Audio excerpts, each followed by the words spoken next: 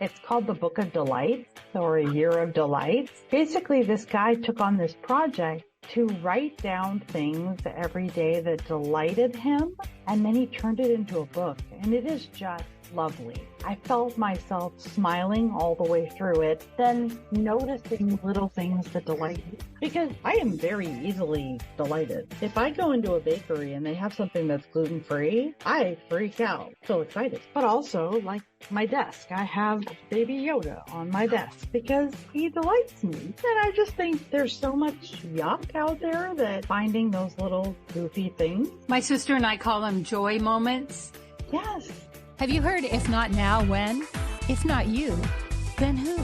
Are you being prompted to write a book, to create a podcast? Check out Leaving a Legacy at www.coachlaurie, that's Coach, LAURIE.com. And let's get started on your second act now. Has your life, your dreams been interrupted? Good news. It is possible to reinvent our lives. People are doing it every day, and some are brave enough to share the struggles, disappointments, and challenges. If you are looking for a new beginning, a do-over, or to rediscover your passion, maybe even find a new one, then grab a cup of coffee and let's talk. Interrupted, Act 2, Reinventing Your Legacy, with your host, Coach Laurie. Tracey Warren, who I've known for so many years, she was one of the first people I ever met that gave me an idea that we could use social media for business. It just didn't occur to me. So thank you for that, and welcome, Tracey. Thank you so much. It's so amazing to me when people remind me of things that I said to them that I have no recollection of. If we wanted to advertise, we did it in the newspaper. Then I hadn't really had a home business, so I was just starting up, and we had this thing called email and social media. And I was like, oh, wow, how did that not occur to me? Easily, because there's so many things that pull our attention as business owners. And it changes so much. So much. I find that with podcasting too. In fact, when I first started teaching it, I taught certain platforms, and I don't do that anymore because new platforms come up all the time and they have their own tutorials. So my focus has been really more about, I want to get good podcasters in the podcast universe because I am feeling so assaulted by so many bad podcasters because they don't know how to make people feel seen and heard. They talk to the masses rather than the individual. And the only reason I made that connection, Tracey, was because I work in radio, and it was the first thing we learned. You talk to one person. So when people were going, hey, you guys, hey, everybody, I was like, what is happening? And I thought it was just me. And then as I started to speak about it, I recognized people were really affected by that. And the person saying it, their intention is being inclusive, but they're actually excluding. What's the first thing we learn in marketing? If you talk to everybody, you talk to nobody. Right. So you started a podcast, which makes me so happy because you are a wealth of information, and just watching you over the years, watching you walk through your cancer, watching you create a co-working space. How brave was that? That was before COVID. Mm-hmm. That was kind of a new, innovative idea. And you're just like, I'm in, and you've done it. I've just watched you do so many amazing things. So let's start with podcasting. What is it that finally spurred you on to go ahead and start a podcast? Because I didn't have enough to do. I don't know. Like, part of it was I wanted to do a podcast, and I wanted to do it a little differently. I am not going to listen hour-long podcast about business. I'm just not. My podcast up until now has been little bite-sized, one action item you paid. It also helps that my husband is an audio engineer. That's a huge help. We can record together and we laugh hysterically. The podcast has been on hiatus because I closed the co-working space. I went into a really deep depression that I wasn't really even aware of. We're 6 months out. I feel like a new person, so I'm ready to get going again. Can we talk about that? As business owners, there is something so hard when we let go of something, even if everything about letting go is right. And really, it was right. Part of my challenge is I was diagnosed with cancer right before COVID, and then COVID happened. I was in no mental or physical decision to make any hard choices about moving forward. Clearly, co-working was decimated during the pandemic, but an opportunity came my way where I could be relieved from some debt and my contract. It was the right thing to do. And you're right. It can still be hard even when it's right. And I'm so grateful that people around me saw how much I was struggling because I didn't get it. I just was unmotivated. I keep referring to it as a good friend of mine. She threw me a surprise weight, basically. It was like a "this is your life" of InSpark, and all these people kept coming in and they all talked about the impact that InSpark had on them or I had on them. It was so cleansing and refreshing and cathartic, and it was just what I needed to move forward. That is so brilliant. I cried for like 3 hours straight. It was just right. I had a similar situation. I was trying to get back into radio, and I was working for Big Brothers Big Sisters, and I was at a family resource center, which is why I love the co-working, because we all different organizations all were in the same place. They knew that I was trying to get back into radio, but I was very quiet because it felt embarrassing. Like, who are you to think you're going to be on the radio? I had applied for this big station in Seattle, and I was one of the top 3, but I didn't get it. And I had to go to that resource center that afternoon and meet a whole bunch of kids for Big Brother Big Sister. So I called ahead and I said, listen, I didn't get the job. Please don't even bring it up. I'll cry, and I don't want to cry in front of these kids. I get to the family resource center and I walk in the door, and there's this red carpet, like paper, school paper, all this sparkle. And I thought, I have been so wrapped up in my own, I want this job. I missed somebody's birthday. I missed something. And I ran to the back room and I was like, I am so sorry. Whose birthday is it? What did I miss? And they go, surprise, it's a pity party. That is brilliant. Wasn't it? And what it did for me was I had said in my mind, I'm done. I had tried every avenue.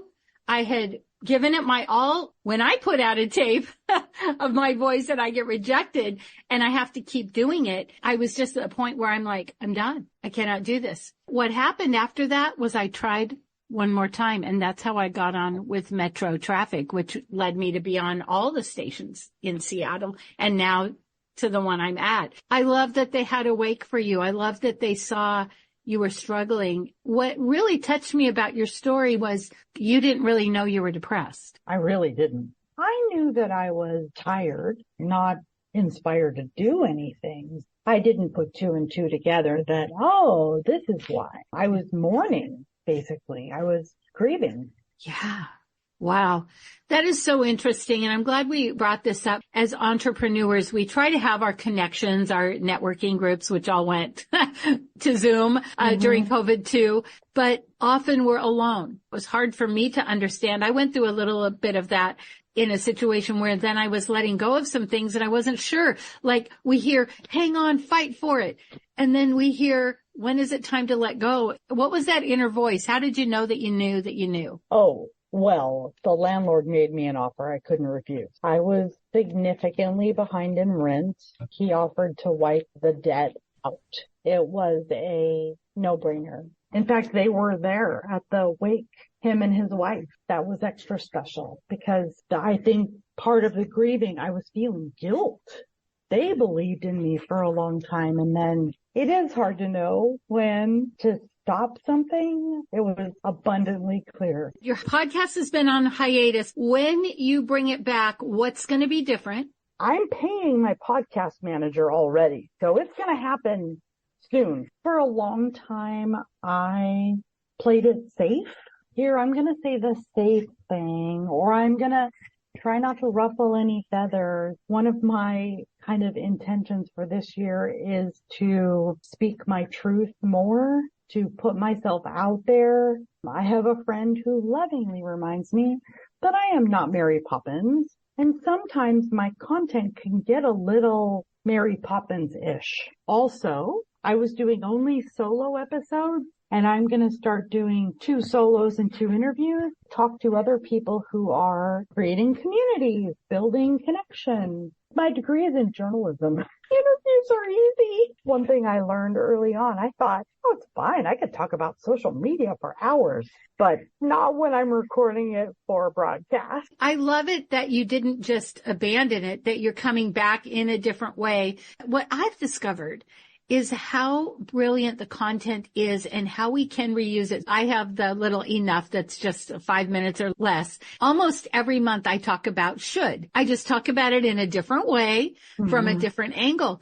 As public speakers, we learn people only retain 10% of what we say. Let's say it again in a different way. And I've never had anybody say to me, hey, you just talked about that. If anybody does comment, which as we know as podcasters, often people don't, it doesn't mean they're not listening. They'll say, I needed that reminder. You hear a story today in your current circumstances. You hear it again in 2 weeks when your circumstances are different. It's going to hit you a completely different way. Yeah. One of the things that I share as a business owner when it comes to marketing and social media, you have to talk about yourself until you're uncomfortable, and then you need to keep talking about yourself because we're in an attention economy. Sure, I might see your post. I might see your latest podcast.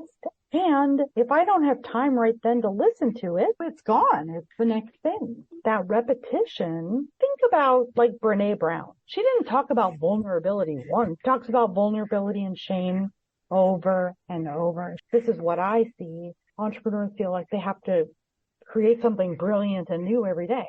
And that is absolute bupkis. I love it. This is something that I haven't had the joy of talking to people about on these interviews because most people don't come from an interview background like I do and like you do. So can we talk about what it takes to do a good interview? Ooh, curiosity makes the best interview. When I ask people questions, it's shocking to me that a lot of times people will say, no one has ever asked me that before. And I'm like, wait, what? Because I'm super curious. So when I meet somebody who is a private investigator, as an example, but they started their career in banking, I'm like, whoa, hold on a minute. How did that happen? So I think that just getting curious, I am getting ready to interview. So I have a ridiculous amount of questions and I want my interviews to be short too. I get to play it by ear a little bit, asking follow-up questions, tell me more. There's so much power in our story. Earlier, when you were talking about the radio thing, you said, who am I to do this? And it always makes me go back to the Marianne Williamson quote. Who are you not to be? We are all brilliant beings. Most women, I will say that because I know them the best, they're not very good at sharing how brilliant they are. Yeah, that's what I run into in my podcast class. Those gremlins in their head. This will eventually be part of my interviews is what are those things that get in the way of women standing up and shining? And it's imposter syndrome. It's perfectionism. It's the inner gremlin, the inner critic. I have a mentor years ago that told me when I was doing social media, but I didn't necessarily believe in myself. He said, I'm going to hold your cape until you learn how to fly, which I love. So now when I'm journaling about myself, I'm like, I want to hold other women's capes until they learn to fly. There might be some gentle pushing involved. Women will hide out. We are in a time right now, especially where our voices are important. Our brilliance is important. It hurts my heart to see other women just stay in mediocrity. And I can see this. I recognize it because it was me. I did that for a long time.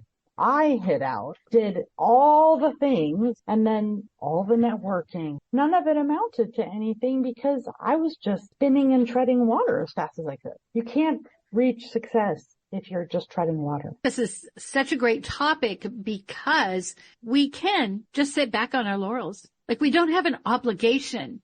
But I've had, in this last month, I've had 3 people in 3 different situations tell me some little impact that I've had on them that I had no idea. And I honestly didn't even remember. And I thought, if not knowing that people are listening to our podcast, if we don't know, but it's having an impact, is that worth it? And my students will say, well, who's going to listen? And I say, that's not your job. If you're being prompted, your job is to do. And what if, because when I was a single mom, I was praying for somebody to come and hold my hand and help me. And I asked a few women that were like, oh, I don't know. I can't. I don't understand that, because I will help anyone that needs help. So I didn't understand that. It was before the internet. But I say to my people, and I believe in them when I hear their stories, I hear their podcasts, someone's praying right now for this answer, and they don't get it today. And if you don't publish tomorrow, they don't get it tomorrow. Like me, sitting there praying for some businesswoman to come and help me figure all this out, because I wanted to be home with my kids, and yet I couldn't get the support. And then finally, when we got online, I was able to get support and mentors without actually having to be there. Mm-hmm. Relating it back to social media, a lot of people put way too much stock in, okay, I'm going to post something, and I really hope I get a lot of likes. The truth of the matter is there are tons of people on social media who just lurk. They don't comment, and they're listening. They won't ever comment on something you write, but you'll see them in person. They'll be like, oh, how's your new puppy? And you'll be like, wait, what? I didn't even know you knew about my new puppy. There's a lot of that happening. Sometimes people don't know how to share the impact you had. I don't know about your mom, but my mom was, no, we can do it all on our own. That did not serve me as a grown-up. I need people. I need my people. Yeah, that's so good. With your experience now in podcasting and social media, what advice, wisdom do you have for us? Oh, that's a great question. I think we can get really creative in promoting ourselves in ways that it doesn't always come directly from us. As an example, when we're sharing stories, if we're sharing reviews of our podcast, that is someone else telling our story. That's a great way to be like, oh, thank you so much, Lori, for reviewing my podcast. I don't have to say anything. I do that with my book. I share reviews because here's the thing. If I don't talk about my book, no one's going to buy it. If I don't talk about my podcast, no one's going to know about it. To know that if you have a podcast, it's not a post it once and it's done. Reuse the content that's in it. Post it to Pinterest. You have this content. Now find ways to repurpose it, reuse it, so that you don't have to try to come up with something brilliant to say every day. The name of your podcast is Ignite Your Champions. That's my brand. That's the name of my book. You can get it anywhere. But it's called Ignite Your Champions, Build Your Business by Creating Connection and Community. This whole idea that we don't have to do this alone. We already have champions around us. We just need to identify who they are and nurture them. But there are people who talk about you, say how wonderful you are. You didn't give anything to them. They just do it because they love you. Every business owner has that. And I like what you said about review, because I teach people to ask for them. And you know, when you write a book, you have to get testimonials. That can be really hard, but also people want to do it, is what I found. They just don't know how. So if we can help them and make it as easy as possible. So I had a speaker at an event and I replied to an email and I wrote a little testimonial. So then she, super smart, she copied and pasted the testimonial, sent it to me in a LinkedIn message and said, can you add this as a recommendation on my LinkedIn? Of course, because then all I have to do is copy and paste. Or the people who send me the link to their Google page. If I have the link, I'm definitely more apt to do it. So make it as easy as possible. And I know the podcast thing it's a lot more challenging because people listen on a dozen different platforms. Apple that's where the juice is. So grabbing a link to the Apple podcast, and this is a good reminder for me to go out and write reviews for podcasts I've listened to, because what goes around comes around, sure, but not always, and not always in the way we think. writing a review is such a simple way to support someone, and it doesn't cost me anything. And it actually, once you know how to do it, it doesn't even cost time because it's so easy to go, I love this podcast. Your guest was amazing. And my big takeaway is I'm going to go write reviews for every podcast I love.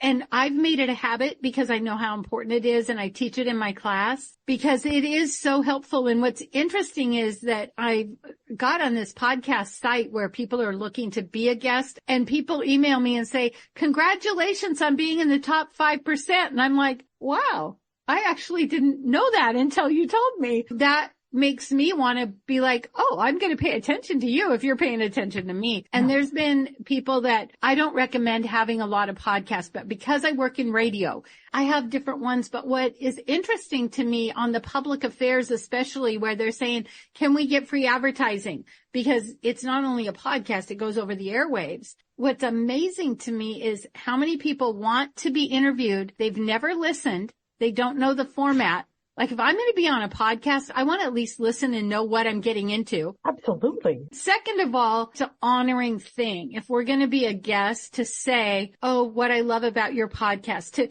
to be able to give some generosity back, first listen, then ask. They're going to respond better. Listen and make sure they have guests. It blows my mind the number of times I've gotten a pitch. And I would love to be a guest on your podcast. I'm like, I don't have guests on my podcast. And even right now, starting out with guests, I'm starting with my community. The other thing about listening, so I have a spreadsheet and I make sure I follow them on Facebook and I follow them on Instagram and I listen. Well, if I go look at what they're talking about, I also know I can tell immediately whether we're going to not be a good fit based on what they talk about. I don't want to waste my time and I don't want to waste their time.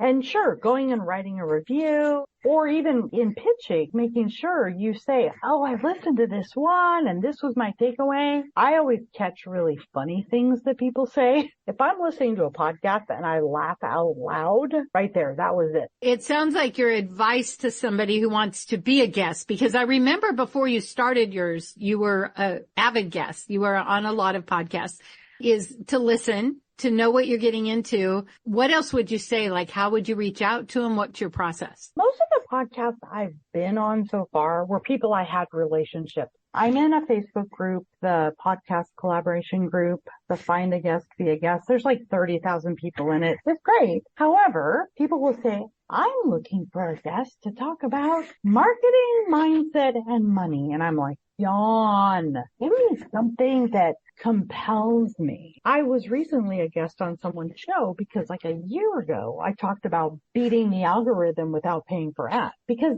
she's not just talking about marketing. She's talking about, I mean, I could go in there and say, yeah, I talk about marketing, but there's a million people who want to talk about marketing. If I say I talk about authenticity, vulnerability, and verbal thought, are you all of a sudden curious? Yes, you are. The more compelling or differentiating, because if not, you are in the sea of sameness. If you sound like every other person, what can you do to stand out in a way that's true to you and can be helpful to the guest? And also, it's not about you. It needs to be about the audience. A lot of times when people are reaching out, they're like, I've done this and I've done this and I've done this. When you can say your audience will probably benefit from that. Oh, she gets me. She understands. I'm trying to reach an audience.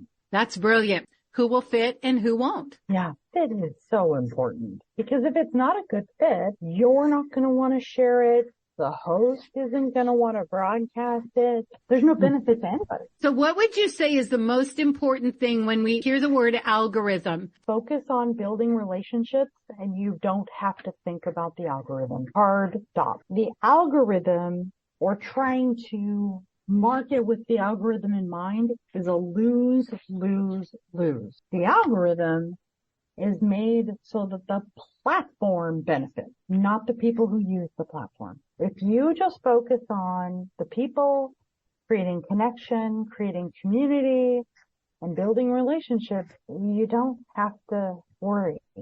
Also, the platforms, when they change the algorithm, generally They have designed it so that you have to spend more time on the platform. That's so they can sell more ads. If they can prove, well, most of our users spend 3 hours a day on our platform, that's numbers they can use to sell. This isn't about a bar. Like here, they've set a bar at this level and we just have to, no, they keep moving the bar.